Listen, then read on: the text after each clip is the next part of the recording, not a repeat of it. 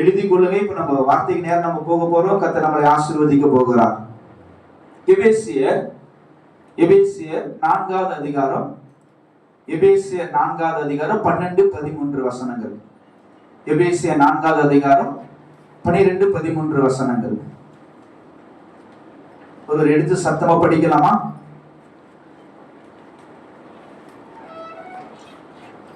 எபேசியர் 4வது அதிகாரம் 12-13 வசனம் படிங்க. பரிசுத்தவான்கள் சீர்பொருந்தும் பொருட்டு சுவிசேஷ ஊழியத்தின் வேலைக்காகவும் கிறிஸ்துவின் சரீரமாகிய சபையானது பக்தி விருத்தி அடைவதற்காகவும் அவர் சிலரை அப்போஸ்தலராகவும், சிலரை தீர்க்கதரிசிகளாகவும், சிலரை சுவிசேஷகராகவும், சிலரை மேய்ப்பராகவும், போதகராகவும் ஏற்படுத்தினார். அல்லேலூயா. இப்ப என்ன சொல்றது? 5 வகையான ஊழியங்கள் நம்ம பார்க்கிறோம். இந்த 5 வகையான ஊழியம் எதற்காக அங்கன்னு சொல்லும் பொழுது, கிறிஸ்துவின் சரீரமாகிய சபையானது பக்தி விருத்தி அடைவதற்கு தான் ஊழியம். ஆமென் சொல்லுவோமா? ஆமென் சொல்லுவோமா? கிறிஸ்துவின் சரீரமாகிய சபையானது பக்தி விருத்தி அடைவதற்கு தான் இந்த 5 வகையான ஊழியங்களை தேவன் ஏற்படுத்தினார் என்று பார்க்கிறோம். இதுல தீர்க்கதரிசியா இருந்தா இதான் பெரிய ஊழியம், மேய்ப்பனா இருந்தாதான் இது பெரிய ஊழியம் அப்படி என்பதாக எங்க என்ன பண்ணல ஆண்டவர் சொல்லல. ஆமென் சொல்லுவோமா? இந்த காலகட்டங்கள்ல ஒரு தீர்க்கதரிசினா அதுக்கு தகுந்த மாதிரி, கொஞ்சம் சபை மேய்ப்பனா அதுக்கு தகுந்த மாதிரி, சுவிசேஷகனா அதுக்கு தகுந்த மாதிரி அப்படி நம்ம நினைப்போம். நம்ம நினைப்போம் நிறைய அப்படிதான் போயிடுச்சு. ஆனால் வேதம் தெளிவா சொல்றது 5 வகையான ஊழியம் எதற்காக தேவன் வைத்திருக்கிறார் அப்படின்னா, கிறிஸ்துவின் சரீரமாகிய சபையானது பக்தி விருத்தி அடைவதற்கு தான் 5 வகையான ஊழியங்களை கொடுத்திருக்கிறார். ஆமென் சொல்லுமா? ஒருவேளை 5 வகையான ஊழியக்காரர்கள் இருக்கலாம், இல்ல சுவிசேஷகர்கள் இருக்கலாம், மேய்ப்பர்கள் இருக்கலாம். ஸ்தோத்திரம். அப்ப எதுக்காகனா கிறிஸ்துவின் சரீரமாகிய சபையானது பக்தி விருத்தி அடைவதற்கு தான் கொடுத்திருக்கிறார். இரண்டாவது ஒரு காரியத்தை பார்க்க போறோம். 1 கொரிந்தியர் 14வது அதிகாரம் 12ஆம் வசனம். 1 கொரிந்தியர் 14வது அதிகாரம் 12ஆம் வசனம். 14-12 வசனம். நீங்களும் ஆவிக்குரிய வரங்களை, இப்ப கவனிங்க, நீங்களும் ஆவிக்குரிய வரங்களை அப்படின்னா வரமா? வரங்களை நாடுகிறவர்களானபடியால் சபைக்கு பக்தி விருத்தி உண்டாகத்தக்கதாக அவைகள் தேரும்படி நாடுங்கள். இப்போ 5 வகையான ஊழியம் எதற்காக? கிறிஸ்துவின் சரீரமாகிய சபையானது பக்தி விருத்தி அடைவதற்காக. இப்போ ஆவியின் 9 வரங்கள் எதற்காகனா, கிறிஸ்துவின் சரீரமாகிய சபையானது பக்தி விருத்தி அடைவதற்கு தான் வரங்கள். ஆமென் சொல்லுவோமா? ஆமென் சொல்லுவோமா? ஒருவேளை நம்ம தீர்க்கதரிசனம் பேசி நம்ம பேரை பெருமை காட்டிக் கொள்வதற்காக அல்ல, ஒரு குணமாக்குற ஊழியத்தை செய்துட்டு சுகமான பேர் நம்ம பேரை பெருமை காட்டிக் கொள்வதற்கு இந்த வரங்கள் இல்ல. தெளிவா சொல்லுது, வரங்கள் எதற்காகனா, கிறிஸ்துவின் சரீரமாகிய சபையானது பக்தி விருத்தி அடைவதற்கு தான் வரங்களை கொடுத்திருக்கிறார். ஆமென் சொல்லுவோமா?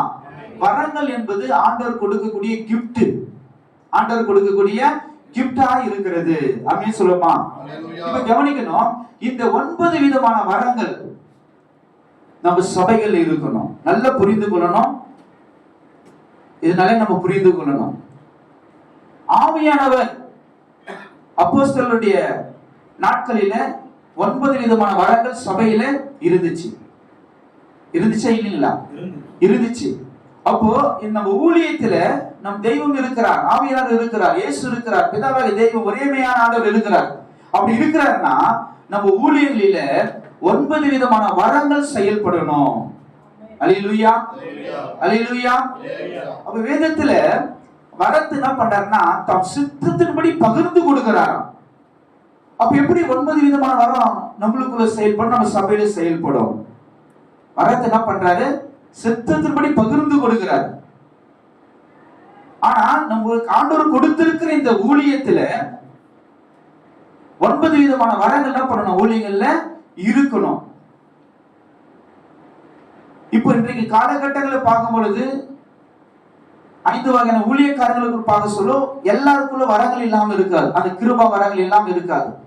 ஆண்டவர் என்ன பண்ண கொடுத்து வச்சிருப்பார். ஒரு சில பேருக்கு 1 2 கூட என்ன பண்ண கொடுத்து வச்சிருப்பார். ஆனா அநேக நினைப்பாங்கன்னா அதை வைத்து ஆண்டுடைய ஊழியத்தை நிறைவேற்றலாம். ஆண்டு சித்தம் ஒரு வரத்தை வச்சு கூட அவர் சித்தம் என்ன பண்ணுவாரு, நிறைவேற்றிட்டு போவார். ஆனா வேதத்தின் அடிப்படையில சபைக்குன்னு கொடுக்கப்பட்டது 9 வரங்கள். ஆமென் சொல்லுமா? அப்ப அந்த 9 வரங்கள் ஏன் நம்ம சபையில் இருக்க கூடாது? கேக்குதுங்களா பாஸ்டர்? ஏன் இருக்க கூடாது? அப்ப எப்படி 9 வரங்கள் நம்ம சபையில் செயல்படணும் என்பதுதான் ஆவியானவருடைய சித்தமா இருக்குது. ஏதோ ஒரு வாரம் 2 வரத்தை வச்சுட்டு அப்படி நம்ம ஊழியத்தை செய்து போகணும் என்பது தேவனுடைய சித்தம் அல்ல, தேவனுடைய விருப்பம் அல்ல. நம்ம முழுக்க முழுக்க ஆவியானவரால் நடத்தப்படுகிற ஒரு ஊழியத்தை எடுக்கணும் தான் ஆண்டவர் விருப்பப்படுறார். இதுவே நம்ம மாம்சத்துல முடிவெடுத்து யோசித்து செய்த ஊழியங்கள் இருக்கும். அதுல கொஞ்ச காலங்கள் சக்சஸ் பார்த்திருப்போம், வெற்றியை பார்த்திருப்போம். கொஞ்ச நாட்களுக்கு அப்புறம் அந்த ஊழியத்தை நிறுத்திடுவோம். ஆனா ஆவியானவர் நம்மளை வழி நடத்துகிறவரா இருப்பாரனா, ஆவியானவரால் வழி நடத்தப்படுகிறவரா இருப்போமானால் வரங்கள் செயல்படும், கனிகளும் செயல்படும். ஆமென் சொல்லுமா? இப்ப நல்லா கவனிக்கணும். பாஸ்டருக்குள்ள 2 வரம் இருக்கும். பாஸ்டர் கிட்ட இல்லாத ஒரு வரம் 2 வரம் பாஸ்டர் அம்மா கிட்ட இருக்கும். பாஸ்டர் கிட்டயும் பாஸ்டர் அம்மா கிட்ட இல்லாத சில வரங்கள் பிள்ளைங்க கிட்ட, பாஸ்டர் பிள்ளைங்க கிட்ட இருக்கும். உடன் அவங்களுக்கு இவங்க கிட்ட இல்லாத சில வரங்கள் உடன் ஊழியக்காரங்கிட்ட இருக்கலாம். அது மீறி போக சொல்ல சபைக்குள்ள பாஸ்டர் கிட்ட கூட, பாஸ்டருடைய அம்மா கிட்ட இல்லாம இருக்கிற சில வரங்கள் விசுவாசிகளுக்கு என்ன பண்ணோம் இருக்கும். ஆக மொத்தம் நம்ம கணக்கிட்டு பார்த்தா 9 வரம் இருக்கணுமா, இருக்க கூடாதா? 9 வரம் இருக்கணுமா, இருக்கணும். ஆமென் சொல்லுமா? ஏற்ற நேரத்துல அந்த வரங்கள் சபைக்குள் இருந்து அது செயல்படக்கூடியதா இருக்கிறது. நம்ம வெளியே போய் கர்த்தருடைய ஊழியத்தை செய்யும் பொழுது அந்த வரங்கள் ஏற்ற நேரத்துல ஏற்ற மக்களுக்கு வரங்கள் செயல்படக்கூடியதா இருக்கிறது. ஆமென் சொல்லுமா? அப்போ எனக்கு மட்டுமா 9 வரம் அப்படி இல்ல, சித்தத்தின்படி பகிர்ந்து கொடுக்கிறாரு. பாஸ்டர் சில வரங்கள் இருக்கும், பாஸ்டர் சில வரங்கள் இருக்கும், பாஸ்டர் பிள்ளைகளுக்கு சில வரங்கள் இருக்கலாம், விசுவாசிகளுக்கு சில வரங்களை கொடுப்பாரு. ஆக மொத்தம் சபைக்குள்ள என்ன நடக்குதுன்னா, ஆவியானவர் இருக்கிறதுனால 9 விதமான வரங்கள் சூழ்நிலைகளுக்கு தகுந்த மாதிரி என்ன பண்ணுவாருன்னா அவர் செயல்படுத்தக்கூடியவராய் இருக்கிறாரு. அல்லேலூயா.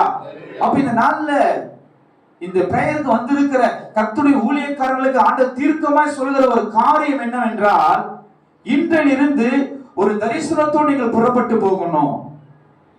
ஒரு தரிசனத்தோடு நீங்கள் இங்கிருந்து புறப்பட்டு போகணும் என்று சொல்லிதான் ஆண்டவர் விருப்பப்படுகிறார். ஆமென் சொல்லுமா? ஆமென் சொல்லுமா? மோசேயின் காலத்துல மோசே இருக்கும் பொழுது 40 வருஷம் ஒரு எழுப்புதல் தான். எலியாவின் காலம் எலிஷாவுக்கு சொல்ல ஒரு எழுப்புதல் தான். எலிஷாவின் காலத்துல எலிஷாவுக்கு சொல்ல எழுப்புதல், எலியாவின் காலத்துல எலியாவுக்கு சொல்ல ஒரு எழுப்புதல். தினகரனையா அவர் இருந்து சொல்ல ஒரு 40 வருஷம் எழுப்புதல். சொல்றது புரியுதுங்களா? மோகனாக்கள் அவர் போன பேர் மோகனாக்களை கொண்டு ஒரு எழுப்புதலை கொடுத்திருக்கிறார். அப்ப நம்ம செய்யற இந்த கிராமங்களை, நீங்கள் செய்யற அந்த கிராமங்கள்ல ஆண்டவர் வருகை தாமதிக்குமான அடுத்த 10 வருஷத்துக்கு, அடுத்த 20 வருஷத்துக்கு உங்களை கொண்டு ஒரு எழுப்புதலை தேவன் கொடுக்கணும். ஆமென் சொல்லுமா? ஆமா, நம்மளுக்கு அப்புறம் ஆண்டவருக்கு தாமதிக்குமானா நம்ம காலங்கள் போதுன்னா சொல்லணும், இந்த இடத்துல இந்த ஊழியக்காரர் இருந்தாரு, அவர் இருக்கிற வரை 20 வருஷம் ஆச்சுன்னா மிகப்பெரிய ஒரு எழுப்புதல் இருந்தது. 5 வருடம் ஒரு பெரிய எழுப்புதல் இருந்தது. 10 வருடம் ஒரு எழுப்புதல் இருந்தது. சொல்லத்தக்கதாக நம்முடைய ஊழியங்கள் ஆவியானவரால் நடத்தப்படுகிற ஒரு ஊழியங்கள், வரங்கள் நிறைந்த ஒரு ஊழியமாய் இருக்கணும். ஆமென் சொல்லுமா? ஆமென் சொல்லுமா? அதனால கர்த்தருடைய ஆவியானவர் ஏன் இந்த ஊழியத்தை நம்மளுக்கு கொடுத்தார்? ஏன் உட்கார்ந்து ஏன் இந்த டீச்சிங் நம்ம பண்றேன்னா, உங்க ஊழியங்களிலே கர்த்தருடைய ஆவியானவருடைய வரங்கள் இருக்கணும். அதற்காக நீங்க ஜெபித்து நீங்கள் ஆயத்தப்படணும். ஆண்டவர் எனக்கு என்ன கொடுத்த வரங்கள் இல்லாம இனி ஏதாவது கொடுப்பீங்கன்னா நீங்க கொடுங்க ஆண்டவரே என்று சொல்லி பாஸ்டர் கேட்கணும், பாஸ்டர்மா கேட்கணும், பாஸ்டர் பிள்ளைங்களை அதுல நடத்தணும், விசுவாச பிள்ளைகள் நடத்தணும். ஆகும்போது அந்த 9 வரங்கள் ஆகும்னா சபைக்குள்ளும் நம்ம சபையிலிருந்து வெளியே போய் ஊழியம் செய்தாலும் சூழ்நிலைகளுக்கு தகுந்த மாதிரி வரங்கள் செயல்படக்கூடியதா இருக்கிறது. ஆமென் சொல்லுமா? ஆமென் சொல்லுமா? அதனால அப்ப 9 வரங்கள் எதற்காகனா, கிறிஸ்துவின் சரீரமாகிய சபையானது பக்தி விருத்தி அடைவதற்கு தான் 9 வரங்கள். ஆமென் சொல்லுமா? இப்ப பாருங்க, 1 கொரிந்தியர் 8வது அதிகாரம் 1ஆம் வசனம். 1 கொரிந்தியர் 8வது அதிகாரம் 1ஆம் வசனம். விக்கிரகங்களுக்கு படைக்கப்பட்ட வைகளை குறித்த விஷயத்தில் நாம் எல்லாரும் அறிவு உண்டென்று நமக்கு தெரியுமே. அறிவு இருமாப்பை உண்டாக்கும். இப்ப கவனிங்க, அறிவு இருமாப்பை உண்டாக்கும். அதுக்கடுத்து அன்பு அன்பு எதை உண்டாக்குதா? பக்தி விருத்தி. அப்ப நல்லா கவனிக்கணும், 5 வகையான ஊழியங்கள் கிறிஸ்து சரீரமாக சபையானது பக்தி விருத்தி அடைவதற்காக, 9 விதமான வரங்கள் கிறிஸ்து சரீரமாக சபையானது பக்தி விருத்தி அடைவதற்காக. இப்போ ஆவின் கனி எதற்காக சொல்றார் ஆண்டவர்? அன்போ பக்தி விருத்தியை உண்டாக்கும். அப்போ கிறிஸ்துவின் சரீரமாக சபையானது பக்தி விருத்தி அடைவதற்கு தான் கனிகளை தேவன் கொடுத்திருக்கிறார், ஆவின் கனியை கொடுத்திருக்கிறார். ஆமென் சொல்லுமா? ஆமென் சொல்லுமா? நல்ல கவனிக்கணும், வரங்கள் கூட தன் சித்தத்தின்படி பகிர்ந்து கொடுக்கிறார். வரங்கள் என்பது கிஃப்ட், ஆண்டவர் கொடுக்கிற கிஃப்டா இருக்குது. அந்த வரங்களை வைத்து நம்ம பரலோகத்துக்கு என்ன பண்ண முடியாது? போக முடியாது. ஆனா கனிகளை குறித்து சொல்லும் பொழுது, கனியை குறித்து சொல்லும் பொழுது சித்தத்தின்படி பகிர்ந்து கொடுக்கல, எல்லாமே இருக்கணும். ஆமென் சொல்லுவோமா? எல்லாமே இருக்கணும். அப்ப கனினா அன்பு, சந்தோஷம், சமாதானம், நீடிய பொறுமை, தயவு, நற்குணம், விசுவாசம், சாந்தம், இச்சையடக்கம். அப்போ 9 இருக்கணும். அந்த அன்புக்குள்ளிருந்து ஒரு காரியத்தை அன்னப்பட அந்த கனிகள் செயல்படக்கூடியதா இருக்கிறது. வரங்கள்னா கூட 1 இல்லைன்னா 1 இல்லாம பரவாயில்லை. ஆனா ஆவியில இருக்கிறாங்க 9 வரமும் என்ன பண்ணோம்? ஊழியங்கள் இருக்கும். ஆனா கனிகள் என்பது இயேசு கிறிஸ்து தெய்வீக சுபாவமா இருக்கிறது. ஆமென் சொல்லுமா? கனிகள் என்பது இயேசு கிறிஸ்துனுடைய தெய்வீக சுபாவம் இருக்குது. ஆண்டவர் சொல்றாரு, உன் நாமத்தினால பிசாசை துரத்தணும் சொல்லுவாங்க. ஒரு கூட்டம் சொல்றாங்களா, தீர்க்கதரிசனம் உரைத்தோம், அற்புத அடையாளம் நடைபெற்றுமே சொல்லி நிற்பாங்களாம். நீங்க யார் என்று தெரியாது, அக்கிரம செய்கைக்காரனை விட்டு அகன்று போக சொல்லுவாரு. ஆனா என்ன சொல்றேன்னா, இந்த கனி என்கிறது இயேசு கிறிஸ்து தெய்வீக சுபாவமாய் இருக்கிறது. அப்ப இயேசு கிறிஸ்து தெய்வீக சுபாவமா இருக்கிற இந்த கனிகள் தன் சித்தத்தின்படி எல்லாமே அதை பெற்றுக்கொள்ளணும் என்பதுதான் தெய்வ சித்தமா இருக்கிறது. ஆமென் சொல்லுமா? ஆமென் சொல்லுமா? அப்ப கனிகள் எதற்காக? கிறிஸ்துவின் சரீரமாகிய சபையானது பக்தி விருத்தி அடைவதற்கு தான் கனிகள், வரங்கள், 5 வகையான ஊழியங்கள் என்று பார்க்கிறோம். இப்போ கவனிக்கணும், இந்த கனிகள் வரத்துக்கு முன்பதாகவும் வரங்களுக்கு பின்பதாகவும் இருந்து நம்மளை பாதுகாக்கக்கூடியதா இருக்கிறது. அல்லேலூயா, அல்லேலூயா. ரொம்ப முக்கியமான காரியத்தை சொல்றேன் பாஸ்டர், ரொம்ப முக்கியமான காரியத்தை சொல்றேன். இந்த மாதிரி இந்த வார்த்தைகள் எல்லாம் ஆவியானவரே எனக்கு கற்றுக் கொடுத்த ஒரு காரியம். அப்போ வரம் என்பது நடுவில் இருக்கிறது. கனிகள் என்பது வரத்துக்கு முன்பதாகவும் வரத்துக்கு பின்னால இருந்து நம்மளை பாதுகாக்கக்கூடியதா இருக்கிறது. இன்னும் கொஞ்சம் அது விளக்குறேன். இப்போ இயேசுவின் நாமத்தை கொண்டு ஒரு பிசாசை துரைத்திருன்னு வச்சுங்களா, இயேசுவின் நாமத்தை கொண்டு ஒரு குருடன் பார்வை அடைஞ்சிடான்னு வச்சுங்களா, இயேசுவின் நாமத்தை கொண்டு ஒரு செவிடனை கேட்க வைக்கணும்னு வச்சுங்களா, இயேசுவின் நாமத்தை கொண்டு ஒரு மரிச்சவனை உயிரோடு எழுப்புன்னு வச்சுங்களா. முதல்ல ஒரு வியாதிஸ்தன் ஆண்டோடைய வர நம்மளுக்குள்ள செயல்படுவதற்கு முன்பதாக கனிகள் முதல்ல செயல்படும். ஆமென் சொல்லுவோமா? ஆமென் சொல்லுவோமா? இது எல்லாருக்குமே தெரியும் இந்த காரியம். நம்ம இடத்துல இருந்து அந்த வரங்கள் செயல்படுவதற்கு முன்பதாக கனிகள் நமக்குள்ள இருந்து செயல்படும். ஆண்டவரே, அவன் ரொம்ப எழுந்துக்கவே முடியாம அப்படியே படுக்கவே இருக்கிறான். ஆண்டவரே, ரொம்ப நாள் அந்த வியாதியிலே இருக்கிறான். இசப்பா ரொம்ப பிசாசின்படியில் இருக்கிறான். அப்போ ஒரு நோய் உள்ளவங்க, ஒரு வியாதி உள்ளவங்களே நம்ம பார்த்து சொல்ல என்ன வருது? ஒரு ஐயோ, ஒரு மனதுருக்கம் வருதுங்களா இல்லைங்களா? அப்போ முதல்ல தேவன் நம்ம இடத்துல இந்த வரங்கள் செயல்படுவதற்கு முன்பதாக எது நம்மளுக்குள்ள செயல்படுதுன்னா கனிகள் செயல்படுகிறது. ஆமென் சொல்லுவோமா? இப்போ அந்த ஒரு மனதுருக்கு வருது, அவங்க மேல ஒரு அன்பு வருது. ஏசப்பா நான் இப்ப எண்ணெய் வச்சு ஜெபிக்க போறேன், இல்ல கை வச்சு ஜெபிக்க போறேன், வசனம் சொல்லி ஜெபிக்க போறேன், ஒரு அற்புதம் செய்யுங்க சொல்லி என்ன பண்றேன்னா அந்த கனி நம்மளுக்குள்ள முந்தி செயல்படுது. இப்போ நம்ம கை வச்சு நம்ம ஜெபிக்க சொல்ல வரங்கள் செயல்பட ஆரம்பிச்சிடும். ஆமென் சொல்லுமா. இப்ப வரங்கள் செயல்பட்ட பிறகு இங்கதான் பெரிய ப்ராப்ளம். இங்கதான் நிறைய பேர் விழுந்து போன இடமே இந்த இடம் தான். எத்தனை பெரிய பெரிய வல்லமையான ஊழியக்காரன் கூட விழுந்து போன இடம் என்னதம்மா? இந்த இடம் தான். ஆரம்பத்துல கனிகள் செயல்படும், அங்க அற்புத அடையாளம் நடந்த பிறகு என்ன நடக்கும்னா அவங்களே தங்களை பெருமை பேசிக்கொள்ள ஆரம்பிச்சிடுவாங்க. பாத்தியா என்ன கொண்டு ஆண்டு செய்துட்டாரு, பாத்தியா என்ன கொண்டு, பாத்தியா பேசி வச்சுட்டாரு, பாத்தியா உண்மையான பார்வையற்றவனை பார்க்க வச்சுட்டாரு, பாத்தியா நடக்க முடியாது அவனை நடக்க வச்சுன்னு, பாத்தியா அப்படின்னு சொன்னா என்னன்னா அப்படியே தங்களை முன்வைத்து கூட தங்களை பெருமையை பேசிக்கொள்ள ஆரம்பிக்கிறான். இப்படி விழுந்து போன ஊழியக்காரர்கள் எத்தனையோ பேர் உண்டு. ஆமென் சொல்லுமா. உண்மைதானுங்க. அப்ப நல்லா கவனிக்கணும், ஆண்டவர் நம்மளை அழைச்ச அந்த அழைப்புக்கு பாத்திரங்களா இருந்து வரங்களோடு சேர்ந்து கனி உள்ளவங்களா இருந்து தேவன் நம்மளுக்கு ஏற்படுத்திருக்கிற ராஜ்யத்துக்கு நம்ம போகணும் அப்படின்னா உண்மை உத்தமமான ஊழியக்காரனை வா என்று சொல்லி நம்ம கூப்பிடணும்னா நம்ம கிட்ட கனி என்கிறது தான் நம்மளை பாதுகாக்கக்கூடியதா இருக்கிறது. ஆமென் சொல்லுமா.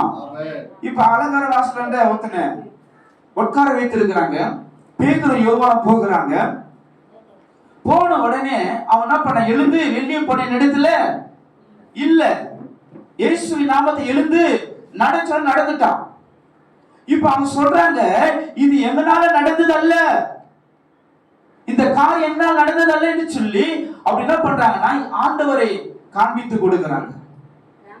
ஏன் இது நம்ம சொல்றேன்னா வர என்பது நடுவுலையும் கனிகள் என்பது முன்னும் பின்ன. ஏன்னா வர செயல்படுவதற்கு முன்னால கனி செயல்பட்டுச்சு, வர செயல்பட்டு பிறகும் கனிகள் செயல்படணும். ஆமென் சொல்லுமா. ஒரு சின்ன தலைவலி குணமானாலும், ஒரு வயிற்று வலி குணமானாலும், பெரிய பெரிய மிராக்கிள் நடந்தாலும் ஆண்டவரே சொல்லணும், ஆண்டவரே இது என்னால நடக்கல, இது உம்மால நடந்து சொல்லி அவருக்கு கணக்கு செலுத்திடணும். அப்ப அதுக்குதான் ஆரம்பத்துல கனிகள், வரங்கள் செயல்பட்டு பிறகும் அற்புதம் நடந்த பிறகு எது இருக்கணும், கடைசியில கனிகள் இருக்கணும். ஆமென் சொல்லுமா. ஆமென் சொல்லுமா. அப்போ வரம் என்பது நடுவுல கனிகள் முன்னும் பின்னுமா இருந்து நம்மளை பாதுகாக்கக்கூடியதாய் தேவனுக்கு மகிமை செலுத்துகிற ஒரு ஊழியமாய் நம்ம ஊழியம் இருக்கும். ஆமென் சொல்லுமா. ஆமென் சொல்லுமா. ஆமென் சொல்லுமா. நல்ல கவனிக்கணும், நல்ல கவனிக்கணும்.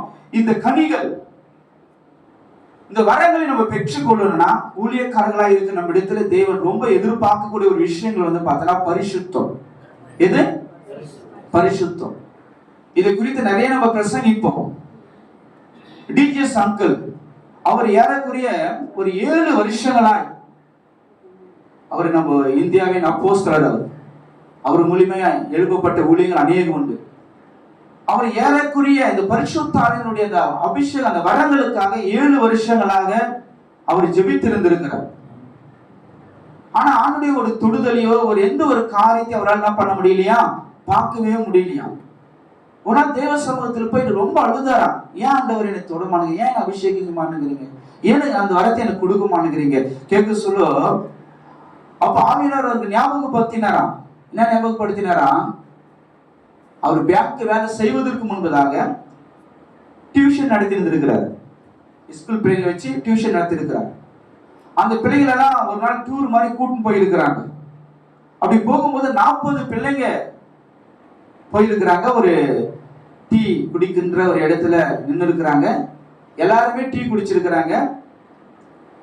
அந்த டீ போட அந்த பில் போடுவாங்க பாத்தீங்களா, குடிச்ச டீ எத்தனை பேரு? 40 பேரு. ஆனா பில் போறவன் என்ன பண்ணிட்டான், 39 பேரா போட்டான்.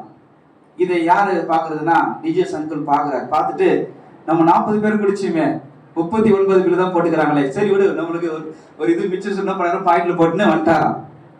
அதே தேவன் ஞாபகப்படுத்தினாராம், இது என்னுடைய பார்வையில நான் உன்னை தொடுவதற்கு, நான் உன்னை அபிஷேகிப்பதற்கு, என்னுடைய அபிஷேகத்தை வரத்தை உன் மேல கொடுப்பதற்கு இது எனக்கு ஒரு கஷ்டமா இருக்குதுன்னு ஆண்டவர் என்ன பண்ணிக்கிறார் சொல்லி இருக்கிறார்.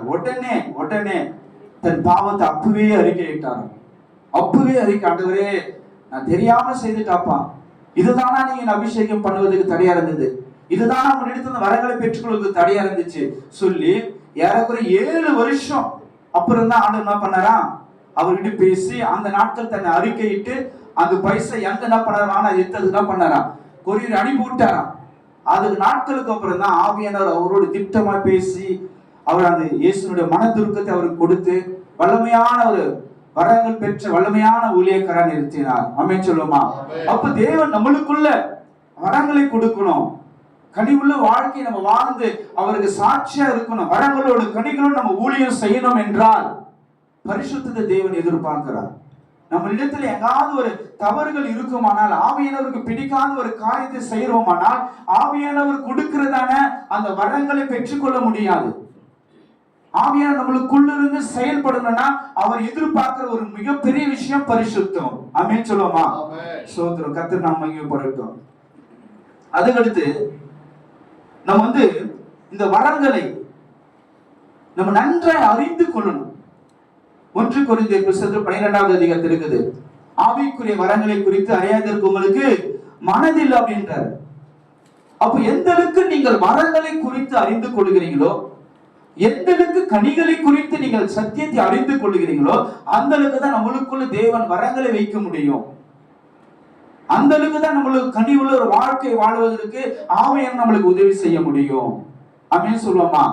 எனக்கு வெறுமனமாவே ஒரு தேசத்தின் மேல் பாரம் இல்லாம, ஜனங்கள் மேல் ஒரு பாரம் இல்லாம, நம்ம ஊழியர் செய்யற இடத்துல இருக்கக்கூடிய மக்கள் மேல் ஒரு பாரம் இல்லாம, எனக்கு வர வேணும் வர வேணாலும் ஆண்டவர் கொடுக்க மாட்டாரு. ரெண்டாவது, சத்தியத்தை நம்ம புரிஞ்சுக்கலாம் என்ன பண்ண மாட்டாருன்னா வரங்களை கொடுக்க மாட்டார். எந்த அளவுக்கு சத்தியங்களை, வரங்கள் சம்பந்தப்பட்ட சத்தியம் எந்த அளவுக்கு நாம் தெரிந்து கொள்கிறோமோ, தெரிந்து கொண்டு அதுக்கு அர்ப்பணித்து நாம் ஜெபிக்கிறோமோ, அந்த அளவுக்கு நம்மளுக்குள்ள இருந்து ஆவியானவர் வரங்களை கொடுத்து கனிகளை கொடுத்து நம்மளை ஊழியங்களை பயன்படுத்துவார். ஆமென் சொல்லுவோமா? ஆமென் சொல்லுவோமா? ஸ்தோத்திரம். இப்போ நம்ம சில காரியத்தை பார்க்க போகிறோம். இதுவரை நம்ம பார்த்தது 5 வகையான ஊழியம் எதற்காக சொல்லுங்க பார்க்கலாம். 5 வகையான ஊழியம் எதற்காக? 9 வரங்கள் எதற்காக? கிறிஸ்துவின் சரீரமாகிய சபையானது பக்தி விருத்திக்காக. அதே போல கனிகள் எதற்காக? கிறிஸ்துவின் சரீரமாகிய, நீங்க சொல்லணும், கிறிஸ்துவின் சரீரமாகிய சபையானது பக்தி விருத்தி அடைவதற்காக நாம் பார்த்திருக்கிறோம். அப்போ வரங்கள் என்பது நடுவிலையும், கனிகள் முன்னும் பின்னும் இருந்து ஆண்டவருக்கு வல்லமையான ஒரு சாட்சி உள்ள ஒரு ஊழியம் செய்வதற்காக தேவன் நம்மளுக்கு கொடுத்திருக்கார் என்று பார்த்தோம். சரி, ஓகே. இப்ப பாருங்க, வேதத்துல கனி குறித்து சில பெயர்கள் உண்டு. அதை நம்ம பார்க்க போறோம். அதை நீங்க எழுதி கொள்ளுங்க. வேதத்துல கனி குறித்து சில பெயர்கள் உண்டு. கனிகளை குறித்து சில பெயர்கள் உண்டு. கலாத்தியர் 5வது அதிகாரத்துல எல்லாருக்குமே தெரியும். கலாத்தியர் 5வது அதிகாரத்துல 22 23 வரலாம் அங்க சொல்லும் பொழுது எப்படி ஆரம்பிக்கிறாங்கன்னா, ஆவியின் கனியோ என்று சொல்லி ஆரம்பிக்கிறாங்க. ஓகேங்களா? அதுக்கடுத்து அதை எழுதி கொள்ளுங்க. இப்ப யாக்கோப்பு 3வது அதிகாரம் 17ஆம் வசனத்தை ஒருவர் படிங்க. யாக்கோப்பு 3வது அதிகாரம் 17ஆம் வசனம். யாக்கோப்பு 3:17ஆம் வசனம். பரத்திலிருந்து வருகிற ஞானமோ முதலாவது சுத்தமுள்ளதாகவும் சாந்தமும் இரக்கத்தாலும் நற்கனிகளாலும் நிறைந்ததாயும் பட்சபாதம் இல்லாததாயும். போதும், கவனிங்க. இப்போ கலாத்தியர் சொல்லும்போது கனியை குறித்து ஆவியின் கனியோன்னு ஆரம்பிக்கிறாங்க. இப்ப யாக்கோபு 3:17 படி சொல்ல நற்கனின்னு சொல்றாரு. ஆமென் சொல்லுமா? நற்கனி என்று சொல்லி அந்த கனிகளுக்கு பெயர்கள் எவ்வளவு அழகா சொல்லப்பட்ட பிறகு ஆவியின் கனியோ நற்கனி சொல்றாரு. யாக்கோபு 3:18 படிங்க. அதே போல யாக்கோபு நீதியாகிய இப்ப பாருங்க, அதுக்கடுத்து அந்த கனிக்கு இன்னொரு பேர் என்ன இருக்குதுன்னா நீதியின் கனியா இருக்குது. இது பிலிப்பியர் 1வது அதிகாரம் 10ஆம் வசனத்திலே படிங்க. பிலிப்பியர் 1:10ஆம் வசனத்திலே படிங்க. பிலிப்பியர் 1:10 எடுத்தீங்களா? நேரமாவது. தேவனுக்கு மகிமையும் துதியும் உண்டாகும்படி இயேசு கிறிஸ்துவினாலே வருகிற நீதியின் கனிகளால் நிறைந்தவர்களாக. இப்ப பாருங்க, இந்த கனி என்கிறது இப்படி எல்லாம் இந்த கனிகளுக்கு நீதியின் கனி, அப்புறம் என்ன சொல்றாரு? நற்கனி, இப்படி எல்லாம் நமக்கு பேர் சொல்லப்பட்டிருக்குது. எபிரேயர் 13:15 பாத்தீங்கன்னா உதடுகளின் கனி அப்படின்னு சொல்லப்பட்டிருக்குது. எபிரேயர் 13:15 வசனத்துல உதடுகளின் கனி என்று சொல்லப்பட்டிருக்கிறது. இப்போ எல்லாருமே இந்த வசனத்தை எடுத்துக்கொள்ளுங்க. கொலோசியர் 1வது அதிகாரம் 10ஆம் வசனம். எல்லாரும் எடுத்துக்கொள்ளுங்க, எல்லாரும் எடுத்துக்கொள்ளுங்க. எபிரேயர் 13:15. இப்போ வந்து பாத்தீங்கன்னா கொலோசியர் 1வது அதிகாரம் 10ஆம் வசனம். எல்லாருமே எடுங்க, கொஞ்சம் எல்லாருமே எடுங்க. இப்போ படிங்க. ஒளியில் உள்ள பரிசுத்தவான்களுடைய சகலவித நற்கிரியைகளுமாகிய, இப்போ பாருங்க, நல்ல கவனிங்க, சகலவித நற்கிரிகளுமாகிய கனிகளை தந்து. இப்போ பாருங்க, இங்க என்ன வருது? கனிகளை தந்து, சகல விதமான நற்கிரிகளாகிய கனிகளை தந்து. அடுத்து கனிகளுக்கு பேரு சகல விதமான நற்கிரிகளாகிய கனிகள் அப்படின்னு சொல்லப்படுது. இப்ப நல்ல கவனிங்க, கனிகள் அப்படின்னு சொல்லப்படுது, சகல விதமான நற்கிரிகளாகிய கனிகள். இப்ப பாருங்க, அன்பு, சந்தோஷம், சமாதானம், நீடிய பொறுமை, தயவு, நற்குணம், விசுவாசம், சாந்தி, இச்சையடக்கம், இது கனி நம்ம பார்க்கிறோம். ஆனா இங்க என்ன சொல்றாருன்னா நற்கிரிகளாகிய கனிகள். அப்போ நல்ல நல்ல செயல்கள் செய்யறோம், அதெல்லாம் கனிகள் தான் அடங்கும். இப்ப கர்த்தருக்கு பயப்படுறோம், அப்ப அது நல்ல செயல் தானே, நல்ல கிரியை தானே. அதுவும் எதில் வருது? அதுவும் எதில் வருதுங்க? கனியில தான் வரும். கர்த்தருக்கு பயப்படுறது, கர்த்தருக்கு கீழ்ப்படிதல், இதெல்லாம் எதில் வரும்? கனிகள் தான் வரும். சொல்றது புரியுதுங்களா பாஸ்டர்? சொல்றது புரியுதுங்களா? அன்பு, சந்தோஷம், சமாதானம், நீடிய பொறுமை, இதெல்லாம் வர சொல்லும். கீழ்ப்படிதெல்லாம் வராதாங்க, கீழ்ப்படிதல் வராது, பயம் வராது, இதெல்லாம் வராது. ஆனா இதெல்லாம் கூட எதுல வந்து ஆண்டவர் கொண்டு வந்து நிறுத்துறாருன்னா சகல விதமான நற்கிரிகளுமாகிய கனிகளை தந்து. அப்ப நம்ம கிட்ட நல்ல நல்ல செயல்கள் இருக்குது பாரு, இதெல்லாம் கூட கனியில தான் வரக்கூடியதா இருக்குதுன்றாரு. ஆமென் சொல்லுவோமா? சொல்றது புரியுதுங்களா பாஸ்டர்? சொல்றது புரியுதுங்களா? சரி பாருங்க, சில இடத்துல நீடிய பொறுமைன்றாரு, ஒரு இடத்துல சில பைபிள் பார்த்தீங்கன்னா பொறுமை தான் இருக்கும். அப்ப அது கனியில ஒதுக்கிடலாமா?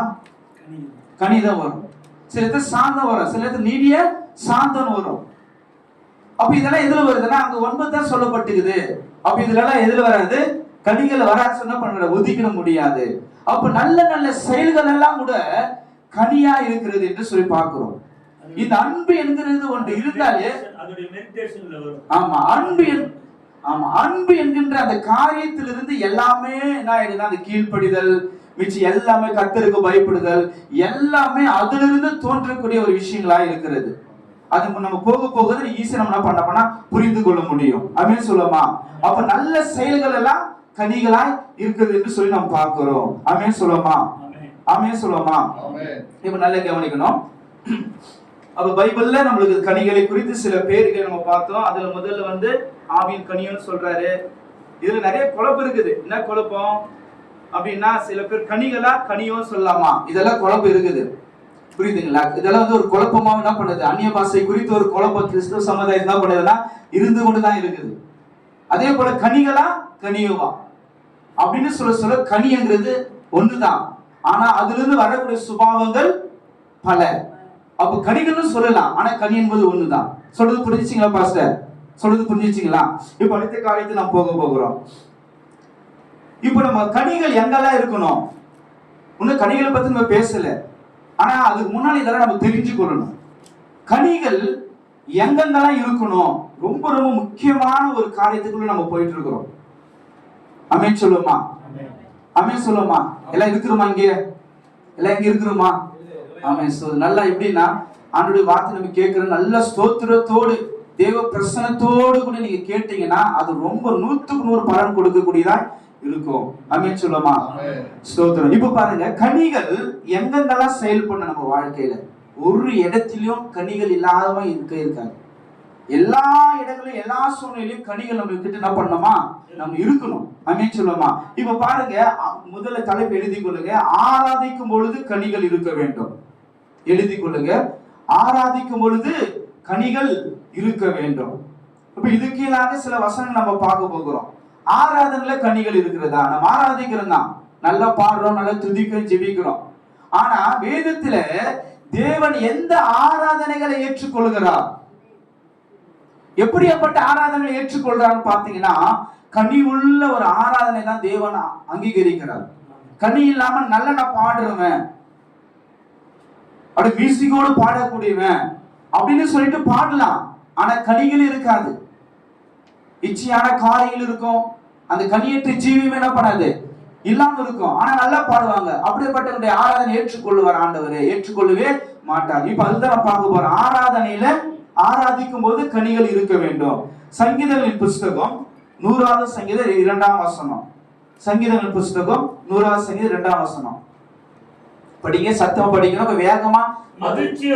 மகிழ்ச்சியோடு கர்த்தருக்கு ஆராதனை செய்து ஆனந்த சத்தத்தோடு அவருடைய சந்நிதி முன் வாருங்கள். இப்போ அழகா சொல்றாரு இந்த சங்கீதக்காரன் சொல்றாரு, நீ எப்படி கர்த்தருக்கு ஆராதனை செலுத்தணுமா? மகிழ்ச்சியோடு நீ கர்த்தருக்கு ஆராதனை செலுத்தணும் அப்படின்றாரு. அப்ப தேவனை நம்ம ஆராதிக்கிறோம், துதிக்கிறோம் அப்படின்றனா அங்க எதை ஆண்டு ஒப்புறார்? மகிழ்ச்சி என்பது கனியில் அடங்கக்கூடிய ஒரு விஷயம். அப்போ தேவன் நம் தேவனாய் கர்த்தரை நம்ம ஆராதிக்கிறனா நம்ம இடத்துல கனி உள்ளவங்களா இருந்து ஆராதிச்சாதான் அதுதான் தேவன் ஏற்றுக்கொள்கிறார் என்று சொல்லி பார்க்கிறோம். மகிழ்ச்சியோடு எனக்கு ஆராதனை செலுத்தி என் சமூகத்துக்கு வாங்கன்றாரு. அப்ப தேவ சமூகத்துல நம்ம பண்ணுகிற ஆராதனையானது கனி உள்ளவர்களா இருந்து நம்ம ஆராதிச்சதான் அந்த ஆராதனை பரலோகம் அங்கீகரிக்க கூடியதா இருக்கிறதுன்னு நம்ம பார்க்கிறோம். இன்னைக்கு நம்ம சபையில வர்ஷிப் லீடர் கூட வச்சிருக்கலாம். நம்ம வர்ஷிப் பண்ணாத நேரத்துல சில விசுவாச பிள்ளைங்களை வர்ஷிப் லீடரா வச்சிருக்கலாம். அவங்க ஜீவியங்கள் எப்படி இருக்குது என்பதெல்லாம் பார்த்து அவங்களை ஆராதிப்பதற்காக என்ன பண்ண நீங்க ஃபுல் பீட்ல ஏத்த வேண்டியது ரொம்ப அவசியமா இருக்கிறது. அல்லேலூயா. நல்லா பாடுறான்னு சொல்லிட்டு தயவு செய்து வேண்டாம், அவங்களை அதுக்காக தள்ளிவிட வேணாம். அவங்களுக்கு ஆலோசனைகளை கொடுத்து நம்ம பாடுறதெல்லாம் கரெக்ட் தான், அதோடு சேர்ந்து கனிவுகளா இருந்தாதான் நம்ம ஆராதனை 100% ஆர்டர் ஏற்றுக்கொள்கிறோம் சொல்லி அவங்களுக்கு நல்ல சத்தியத்தை சொல்லி அவங்களை கர்த்தருக்குள்ள கொண்டு அப்புறம் அவங்களை ஆராதிச்சாங்கன்னா, ஒரு கனிவுகளா இருந்து ஆராதிச்சாங்கன்னா அந்த ஆராதனை பரலோகமே இறங்கி வந்துடுங்க. ஆமென் சொல்லுமா? ஆமென் சொல்லுமா? இப்ப அதுக்கு அடுத்து ஒரு வசனத்தை பார்க்கலாம். சங்கீதம் 59:16 வசனம். சங்கீதம் 59:16 வசனம். சங்கீதம் 51. உம்முடைய வல்லமையை பாடி காலையிலே உம்முடைய கிருபையை மகிழ்ச்சியோடு புகழ்வேன். இங்க எவ்வளவு அழகா சொல்றாரு. எப்படி பாடுவாரா? மகிழ்ச்சியோடு பாடுவார். அப்ப இந்த மகிழ்ச்சி என்கிறது எதுக்கு அடையாளமா? கனிகளுக்கு அடையாளமா இருக்குது. ஆமென் சொல்லுமா? அப்ப அந்த கனிக்கு நான் எப்படி உங்க பாடுவாண்டவனே, ஆண்டவரே மகிழ்ச்சியோடு நான் பண்ணுவேன், பாடுவேன். அதுக்கு வசனத்தை பார்க்கலாம். அதுக்கடுத்து இன்னும் அழகு உள்ள நம்ம போகலாம். கொலோசியர் 3வது அதிகாரம் 16ஆம் வசனம். கொலோசியர் 3:16 வசனம் படிங்க ஐயா. கொலோசியர் 3:16. கிறிஸ்துவின் வசனம் உங்களுக்குள்ளே சகல ஞானத்தோடும் பரிபூரணமாக வாசமாய் இருப்பதாக சங்கீதங்களினாலும் கீர்த்தனைகளினாலும் ஞான பாட்டுகளினாலும் ஒருவருக்கு ஒருவர் போதித்து புத்தி சொல்லிக்கொண்டு உங்கள் இருதயத்திலே, இப்ப அழகா சொல்றாரு, உங்கள் இருதயத்தில கர்த்தரை பக்தியுடன் பாடி. இந்த பக்தி நம்ம எங்க கொண்டு வந்தோம்? ஃபர்ஸ்ட் ஆரம்பத்துல கனிகள்ல வருதுன்னு பார்த்தல. பக்தி என்பது 5 வகையான ஊழியங்கள் எதற்காக? பக்தி விருத்திக்காக. வரங்கள் எதற்காக? கிறிஸ்துவின் சரீரமாக சபையானது பக்தி விருத்தி அடைவதற்காக. கனிகள் எதற்கு பார்த்தோம்? கிறிஸ்துவின் சரீரமாக சபையானது பக்தி விருத்தி அடைவதற்கு பார்த்தல. இப்ப சொல்றாரு, நீங்கள் எப்படி ஆராதனை செலுத்தணும்?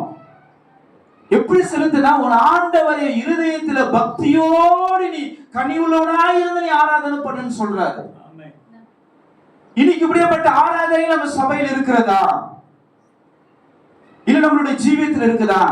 நானும் உங்களுக்கு ஒரு ஊழியக்காரர், என்னிலிருந்து தான் நானும் பேசுறேன். கனி உள்ளவங்களாய், கர்த்தருடைய அந்த கனியை பெற்றவங்களாய், இயேசு கிறிஸ்து தெய்வீக சுபாவம் இருக்கிற இந்த கனிகளை பெற்றவங்களாய், பக்தியோடு இருதயத்தில் பக்தியோடு பாடி நம் கர்த்தரை ஆராதிக்கிறோமா? நம்ம ஆராதனையிலேயே நிறைய தவறான காரியம் நடக்குதான் நம்ம பார்க்கிறோம்.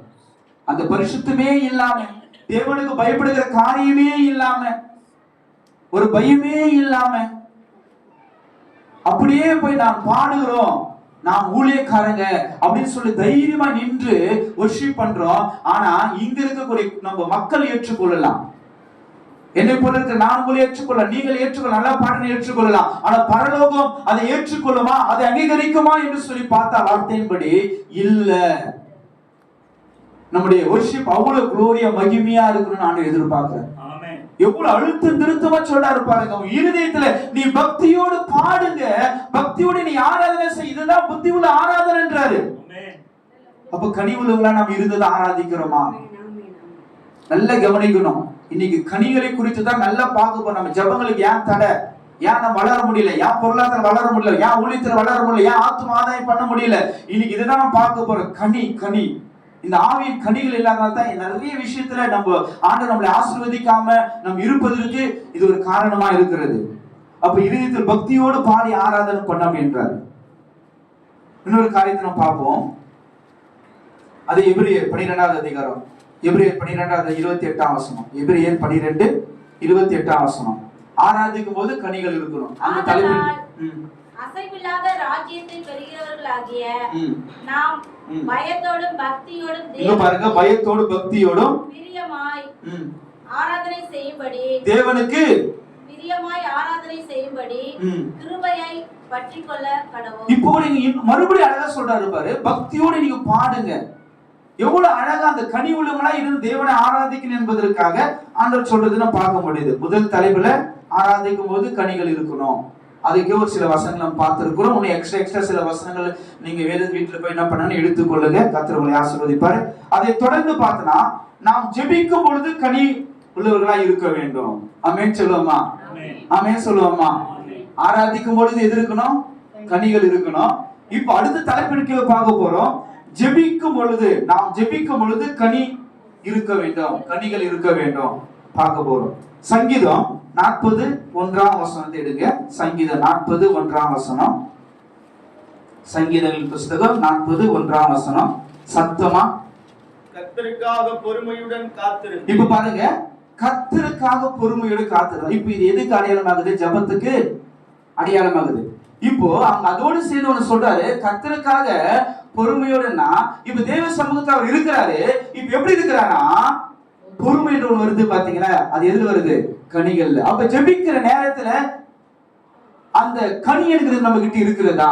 அந்த வசனம் அப்படியே கண்டினியூ பண்ணுங்க ஐயா. கர்த்தருக்காக பொறுமையுடன் காத்திருந்தேன். கர்த்தருக்காக பொறுமையோடு காத்திருந்தேன். அவர் என்னிடமாய் சாய்ந்து கூப்பிடுதலை கேட்டார். இப்ப பாருங்க, நாம் கூப்பிடுதலை யார் ஆண்டவர் கேட்கல தெரியுமா? இந்த பக்தர் சொல்றாரு, நான் தேவ சமூகத்துக்கு போயிட்டேன். இப்ப எப்படி இருக்கு? நம்ம தேவ சமூகத்துக்கு போயிட்டு ஆவியின் கனி உள்ளவனா இருக்கிறேன். அப்படி ஆவியின் கனி உள்ளவனா இருந்து நான் ஜெபிக்கிறதுனால தான் ஆண்டவர் என் சத்தத்தை கேட்டார். ஆமென் சொல்லுமா? இன்னைக்கு நம்ம ஜெபிக்கிற நேரத்துல நம்ம கிட்ட கனி இல்லைங்க. சொல்றது புரிஞ்சுச்சுங்களா? ஜெபிக்கிற நேரத்துல அப்படியே சிந்தனையில எங்கெங்கயோ போவோம்.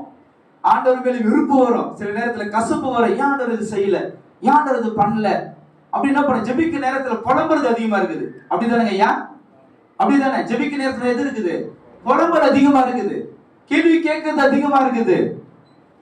அப்படி அது மீறி என்ன பண்ணுவோம்? வேற ஏதோ எண்ணங்க சிந்தனைகளை எங்கெங்க போயிட்டு இருக்கு ஜெப நேரம். ஆனா நம்ம சொல்லுவோம், இப்படி எல்லாம் நம்ம ஜெப நேரத்தை கழிச்சிடுவோம். எப்படி கழிச்சிடுறோம்? ஆண்டவர் மேல கொஞ்சம் ஒரு முறுமுறுப்பு, அப்படியே புலம்புறது, இது போல எல்லாம் பண்ணிட்டு அப்படி என்ன சிந்தனைகளை எங்கெங்கோ போயிடும். ஆனா கணக்கின் படி பார்த்தா 3 மணி நேரம் ஜெபிச்சிட்டோம், 4 மணி நேரம் ஜெபிச்சிட்டோம், இல்ல அன்னைக்கு ஃபுல்லா உபவாசம் இருந்துட்டு நம்மளுடைய கணக்குல முடிஞ்சிருது. ஆனா இந்த இடத்துல ஒரு மனுஷன் ஜெபிக்கிறதுக்கு போறாரு, ஒரு பக்தாங்க ஜெபிக்க போறாரு. அவர் சொல்றாரு, நான் தேவ சமூகத்துக்கு போனேன், இப்ப பொறுமையோடு காத்திருந்தேன். இந்த கனி இருக்கிறது அங்க இருந்துச்சு ஜெப நேரத்துல. இப்ப பதில் வருது, கர்த்தர் என் பக்கமாய் சாய்ந்து என் கூப்பிட சத்தத்தை கேட்டாரு. அப்ப நம்ம பக்கமாய் கர்த்தர் சேரணும், சாயணும்னா ஜெபிக்கிற நேரத்துல நீ கனிவுள்ளவனா இருக்கிறியா என்பதை கொஞ்சம் நம்ம நிதானித்து பார்த்து நம்ம ஜெபத்தை ஆரம்பிக்கணும். கனியே இருக்காது, ஆனா அன்னைக்குள்ள போயிட்டு இருக்கோம். அப்ப எப்படி நம்ம ஜெபத்துக்கு பக்கமா நம்ம பக்கமா ஆண்டவர் எப்படி சார முடியும், எப்படி வர முடியும்? நல்லா யோசிக்கணும். அதுக்கடுத்து ஒரு காரியத்தை நம்ம பார்ப்போம். யோபு, நல்ல ஒரு சூப்பரான வசனம். யோபு 22வது அதிகாரம் 21ஆம் வசனம்.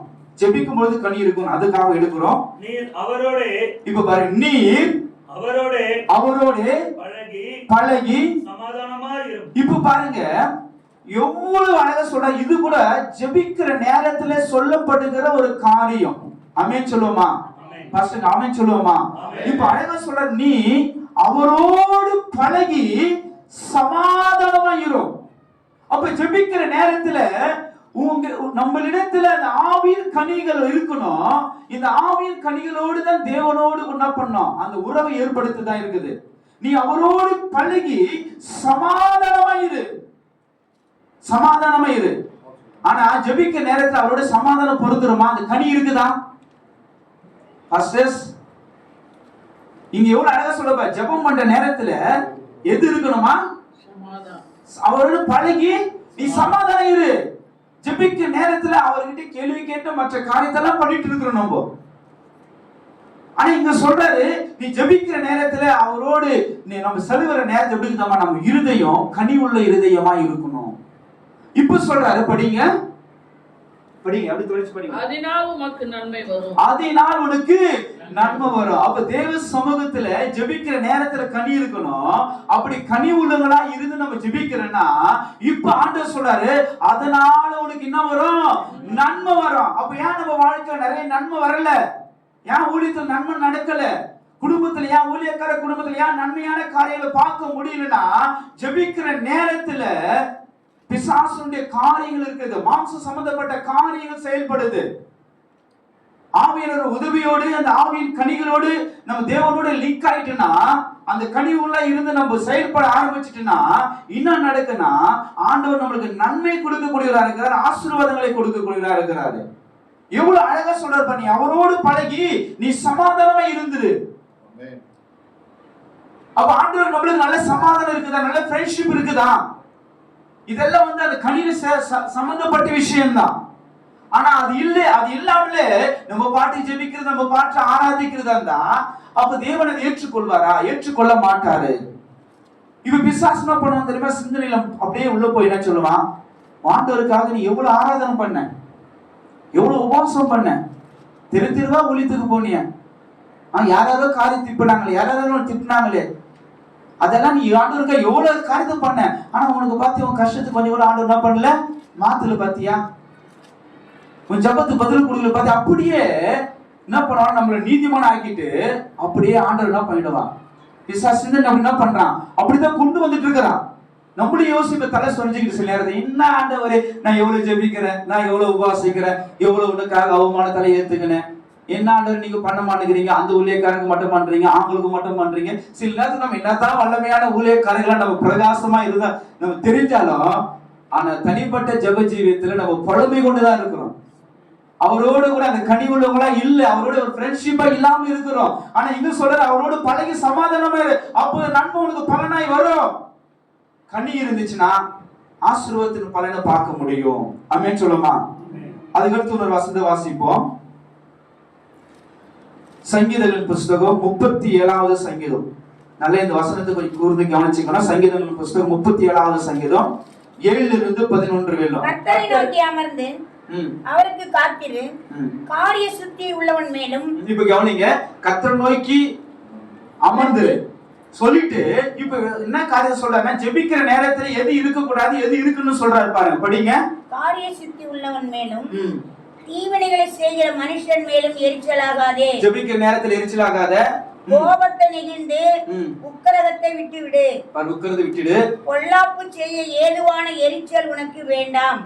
பொல்லாதவர்கள் அறுப்புண்டு போவார்கள், கர்த்தருக்கு காத்திருக்கிறவர்களோ பூமியை சுதந்தரித்துக் கொள்வார்கள். இன்னும் கொஞ்சம் நேரம்தான், அப்போது துன்மார்க்கன் இரான், அவன் ஸ்தானத்தை உற்று விசாரித்த நாள் அவன் இல்லை. சாந்த குணம் உள்ளவர்கள் பூமியை சுதந்தரித்து மிகுந்த சமாதானத்தினால் மனமகிழ்ச்சியா இருப்பார்கள். இப்ப பாருங்க எவ்வளவு அழகா சொல்றாரு.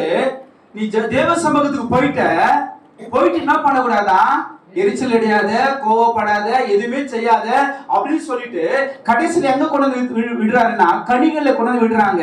சாந்த குணம் உள்ளவங்க பூமிய சுதந்திரிச்சுக்குவாங்க. அப்ப நம்ம ஜெபிக்கிற நேரத்துல எப்படி இருக்கணும், சாந்த குணமுள்ளவங்களா இருக்கணும், நீடிய பொறுமைகளா இருக்கணும். ஆமென் சொல்லுமா? அப்ப கனி உள்ளவங்களா நம்ம ஜெபிக்கிற நேரத்துல இருக்கணும் தான் ஆண்டவர் சொல்றாரு. ஆனா ஜெபிக்கிற நேரத்துல கனி அற்றவங்களா இருக்கிறோம், மாம்சம் வெளிப்படுது. அப்படி வெளிப்படுறதுனால தான் நம்ம ஜெபங்களுக்கு பதில் கிடைக்கல, ஆண்டவர் எதிர்பார்க்கிற வல்லமையான ஊழியத்தை நம்மளால செய்ய முடியல. அப்ப இப்படிப்பட்ட காரியத்தை தேவன் நம்மளுக்கு நடைபித்து கொடுக்கணும்னா ஆவியானவருடைய கண்ட்ரோலுக்கு நம்ம வந்துடணும்.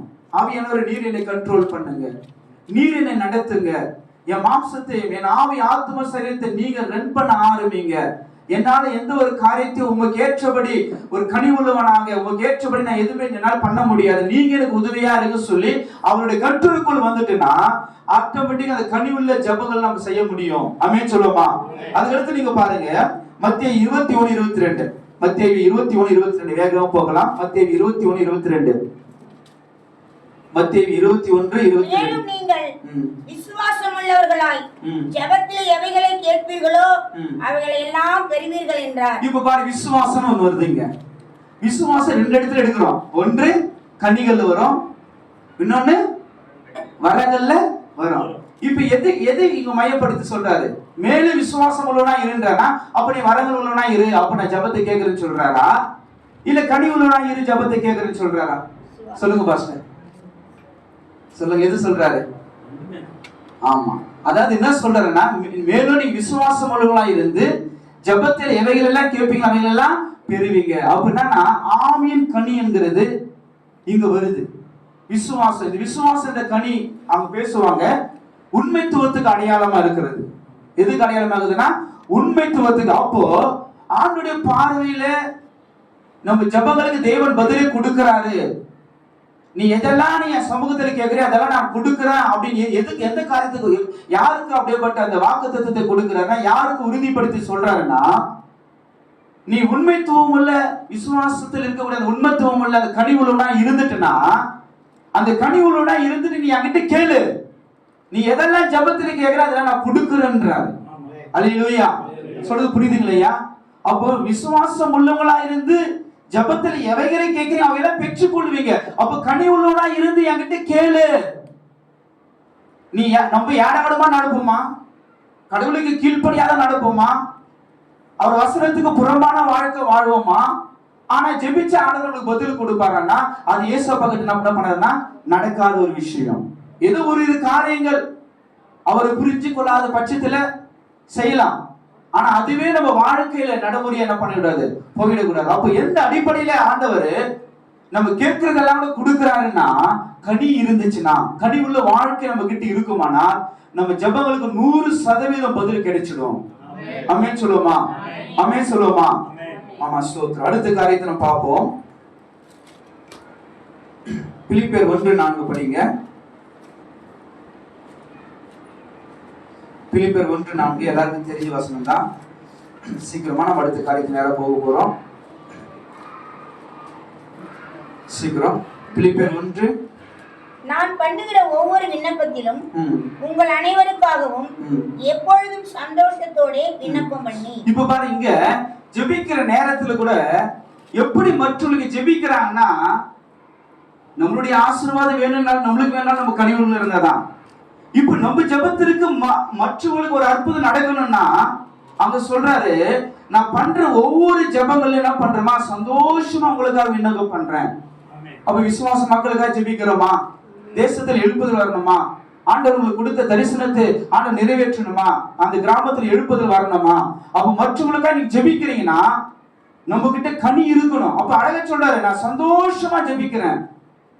அப்ப மற்றவங்க ஜெபிக்க சொல்ல அந்த கனி உள்ளவங்களா இருந்து நம்ம ஜெபிக்கணும் அப்படின்னு சொல்லப்படுது. முதல்ல பார்த்தோம் ஆராதனை கனிகள் இருக்கணும். இரண்டாவது ஜெபிக்கும் பொழுது கனிகள் இருக்கணும். அடுத்து வந்து பாத்தீங்கன்னா ஜெபத்தை முடிச்ச பிறகு கனிகள் இருக்கணும். ஆமென் சொல்லுவோமா? ஆமென் சொல்லுவோமா? ஆராதனையிலும் கனிகள் இருக்கணும், ஜெபம் பண்ண சொல்லுவோம் கனிகள் இருக்கணும். இப்போ ஜெபத்தை முடிச்ச பிறகு கனி இருக்கணும். இங்கதான் நம்ம விட்டோம். நம்ம ஊழியத்தை 100% நம்ம சக்சஸ் பார்க்காம போனதனுடைய காரியமே இங்க விட்டுட்டோம் நம்ம. அல்லேலூயா. இயேசு வந்து நம்ம ஆண்டவர் ஊழியத்தை ஆரம்பிக்கிறதுக்கு முன்னாடி 40 நாள் உபவாசம் இருந்தார்.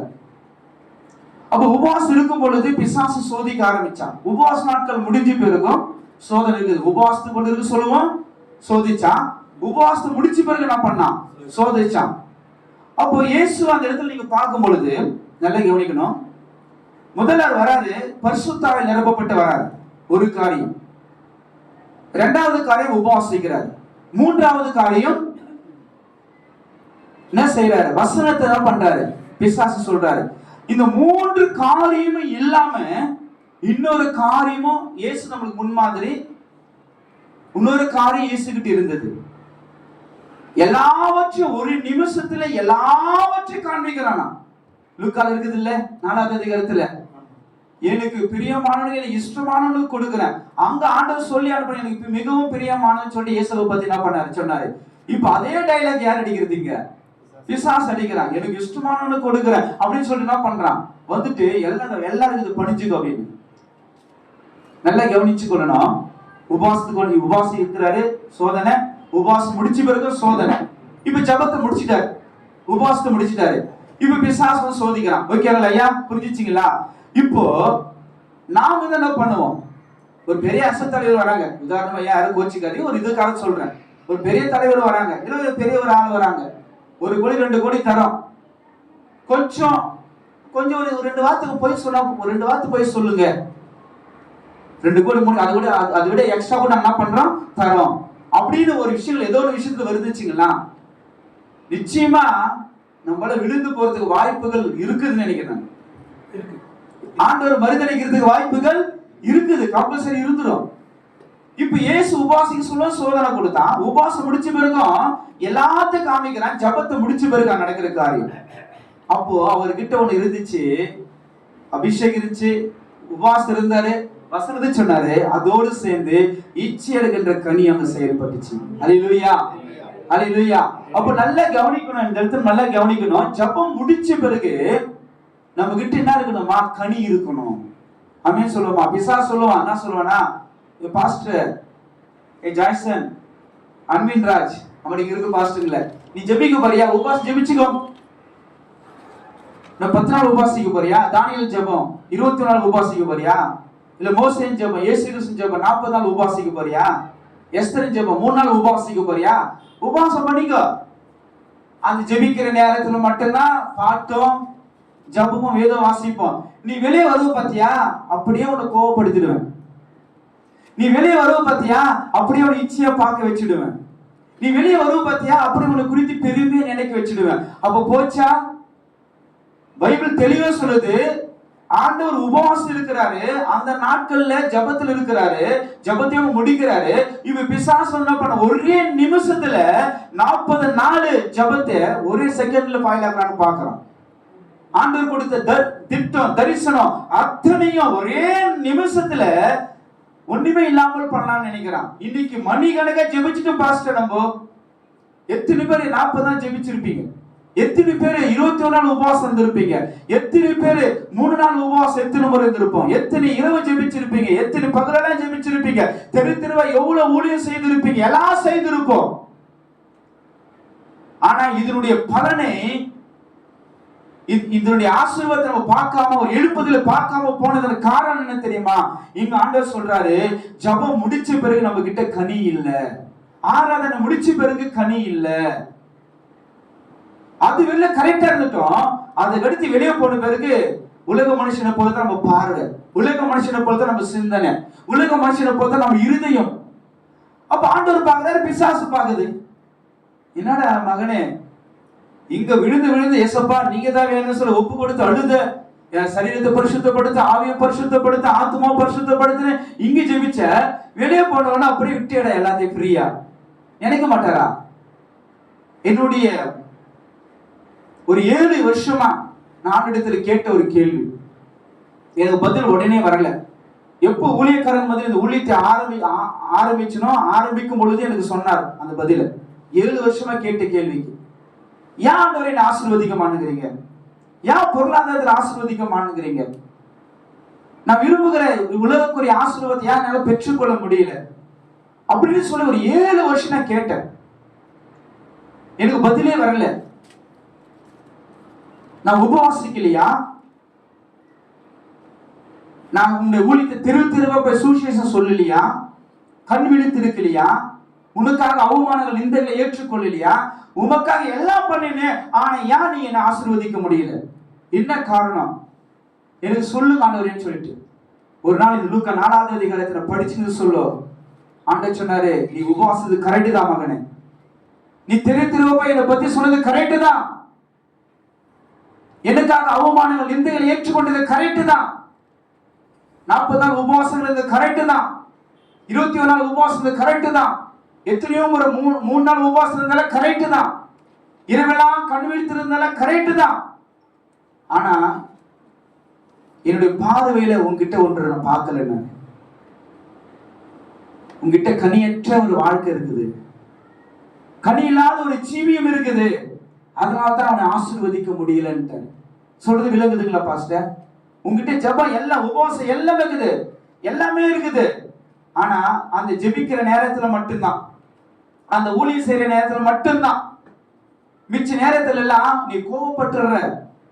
உனக்குள்ள பெருமையான எண்ணம் இருக்குது, இச்சையான காரியங்கள் இருக்கிறது. அப்போ இதெல்லாம் நீ பண்ணிட்ட.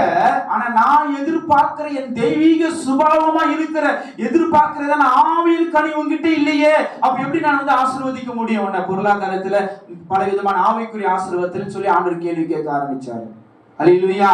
பாஸ்டர் நல்லா கவனிக்கணும், பாஸ்டர் நல்லா கவனிக்கணும். இவ்வளவு காலம் ஊழியம் செய்து ஒரு இடத்தை வாங்க முடியாத ஒரு சூழ்நிலைகள், இடம் வாங்கியிருந்தோம் சபை கட்ட முடியாத சூழ்நிலைகள், ஆண்டவருக்காக அவமான நிந்தைகள் ஏற்றுக்கொண்டு உபவாசங்களில் இருந்து ஜெபித்து தெரு தெருவா போய் ஊழியம் செய்திருப்போம். ஆனா இன்னைக்கு ஊழியக்காரர் இருக்கிற நம்ம வாழ்க்கையில எந்த அளவுக்கு சந்தோஷமா இருக்கிறோம் என்றால் இல்ல. பிள்ளைகள் படிப்பு காரியம் ஃபீஸ் கட்டலையே, அட்மிஷன் பண்ணணுமே, சீட்டு வாங்கலையே, ஊழியக்காரர்களுக்கு லோன் வாங்கிட்டுமே, கடன்ல மாட்டிக்கணுமே, ஒரு நிம்மதி இல்லாம ஒரு டிப்ரெஷன்ல அப்படியே இருக்கிறத நம்ம பார்க்க முடியுது. எங்க போனாலும் ஒரு மாவட்டத்துக்கு நான் போனோம், ஏறக்குறைய வந்த ஒரு 18 பாசஸ்களை எழுதி வைக்கிறாங்க. நாங்க கடன்ல இருக்கிறோம், 5 லட்சம் கடன்ல இருக்கிறோம், 6 லட்சம் கடன்ல இருக்கிறோம், 10 லட்சம் கடன்ல இருக்கிற எழுதி வைக்கிறாங்க. அப்ப தெய்வத்துக்கு நம்ம ஊழியம் செய்துட்டு யான் பொருளாதாரத்துல ஆசீர்வதிக்கப்படாம இருக்கிறோம். ஆண்டவருக்காக ஸ்தோத்திரம், நல்ல இடம் வாங்கி ஆலயத்தை கட்ட முடியாம ஏன் நிக்கிறோம்? ஏன் ஒரு ஸ்தோத்திரம் இடம் இருந்தும் சர்ச்சை கட்ட முடியாம நிக்கிறோம்? நம்ம ஆண்டவர் அப்படியேப்பட்ட நிலைமையில விட்டுருவா இல்ல. எல்லாம் நீ பண்ணிட்ட, எல்லாம் செய்துட்ட. எந்த அளவுக்கு நீ ஜெபம் பண்ணியோ அந்த அளவுக்கு ஆவியின் கனி உனக்கிட்ட அப்படியே கரெக்டா இருந்திருக்கணும். ஜெபம் அதிகம் பண்ணோம், ஆனா கனி இல்லாம போயிடுச்சு. கரெக்டா பாஸ்டர்? ஊழி அதிகமா பண்ணிட்டோம், ஆனா கனி இல்லாம போயிடுச்சு. ஆராதனை நல்லா பண்ணிட்டோம், பிரசங்கம் நல்லா பண்ணிட்டோம், கனி இல்லாம போயிடுச்சு. அப்ப அந்த ஆவி இயேசு கிறிஸ்து தெய்வீக சுபாவம் இருக்கிற இந்த ஆவியின் கனிகளோடு சேர்ந்து ஜெபம் இருந்திருக்குமானால், உபவாசம் இருந்திருக்குமானால், கண் விழிப்பு இருந்திருக்குமானால், தெரு தெருவா போய் அப்ப பிரசங்கம் பண்ணியிருப்போமானா நம்ம செய்த ஒவ்வொன்றுக்கும் 100க்கு 100 அறுவடையை பார்த்திருப்போம். ஆமென் சொல்லுமா? மிகப்பெரிய ஒரு எழுப்புதலை தேவன் எப்பவோ ஒரு 5 வருஷத்துக்கு முன்னால, ஒரு 3 வருஷத்துக்கு முன்னால, ஒரு 10 வருஷத்துக்கு முன்னால உங்களை கொண்டு என்னை கொண்டு செய்திருக்க அவரால் முடியும். அப்ப அவருடைய பார்வையில நீ அதிகமா ஜெபிக்கிறவனா, அதிகமா உபவாசிக்கிறவனா, நீ கண் விழித்திருக்கிறவனா, நிறைய ஊழியம் செய்யறவனா என்பது அவருடைய பார்வையில 2வது தான். ஆனா முதல்ல வந்து என் சுபாவம் உள்ளவனா இருக்கிறான்னு தான் ஆண்டவர் முதல்ல பாக்குறாரு. ஆமென் சொல்லுமா? அப்ப அந்த தெய்வீக சுபாவம் இருக்கிற ஆவியின் கனி உள்ளவங்களா இருந்தால் நீங்க செய்கிற ஊழியம் இதுவரை செய்தது வேற, ஆனா இனிமேல் செய்கிற ஊழியத்துல வெற்றி நீங்க பார்க்க முடியும். ஆமென் சொல்லுமா? ஆமென் சொல்லுமா? ஆமென். அப்ப முதல்ல ஆராதிக்கும் போது கனிகள், ஜெபிக்கும் போது கனிகள், ஜெபத்தை முடிச்ச பிறகு கனி. ஒரு வசனத்தை நம்ம சொல்லிடுறேன். 1 சாமுவேல்